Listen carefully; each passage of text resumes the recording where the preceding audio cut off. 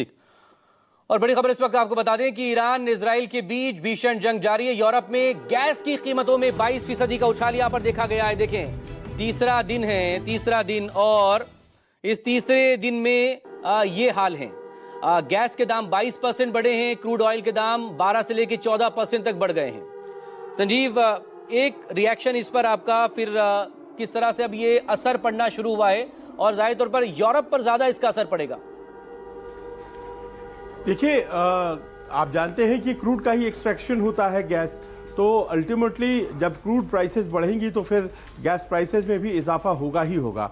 और ये gas prices Europe के लिए बहुत इंपॉर्टेंट हैं, और ये सप्लाई जो मिडल ईस्ट से जाता है उसमें अगर पैसों में बढ़ोतरी होती है तो ये ऐसा लगेगा जैसे युद्ध जो है वो हमारी जेबों को प्रभावित कर रहा है। यूरोप में इस बात को बहुत आसानी से लोग फील कर पाएंगे कि कैसे एक दूर लड़ा जा रहा युद्ध वो उनकी जेब को असर डालने लग पड़ा है।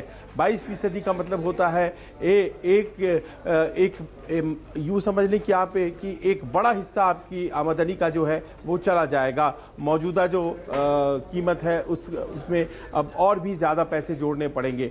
तो ये अपने आप में एक ऐसी चीज़ है जिसके लिए तैयार यूरोप की जनता कम से कम नहीं रही होगी। उसे लगता होगा कि बहुत दूर लड़ाई चल रही है तो हमें क्या, लेकिन देखिए कि कैसे आज की दुनिया में जुड़े हुए हैं सब कुछ और चीज़ें इस तरह से घटित हो रही हैं।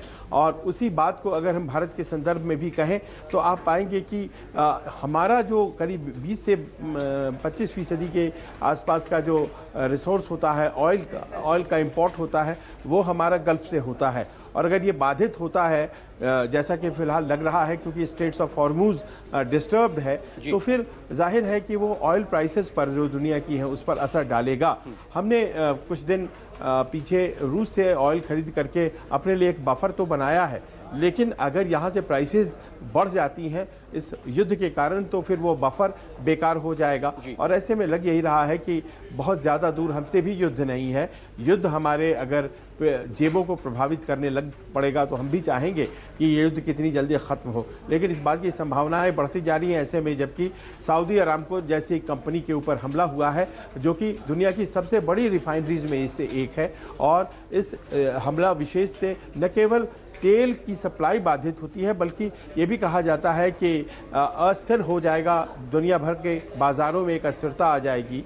और फिर उसके बाद फिर कई असर देखे जा सकते हैं, जैसे कि गोल्ड प्राइसेस बढ़ने लग जाती हैं, जैसे कि सिल्वर प्राइसेस बढ़ने लग जाती हैं। लोग अपने पैसे निकाल कर दूसरी जगहों में जो स्टेबल कमोडिटी हैं जैसे गोल्ड है वहाँ लगाने लग पड़ते हैं। तो सोचिए, एक युद्ध है और वहाँ से कितनी चीज़ें प्रभावित होती नज़र आ रही हैं। और लग यही रहा है कि इस युद्ध का जो आर्थिक असर है वो दूरगामी है और उसका प्रभाव दुनिया में बहुत से मुल्कों को झेलना पड़ सकता है। Lieutenant general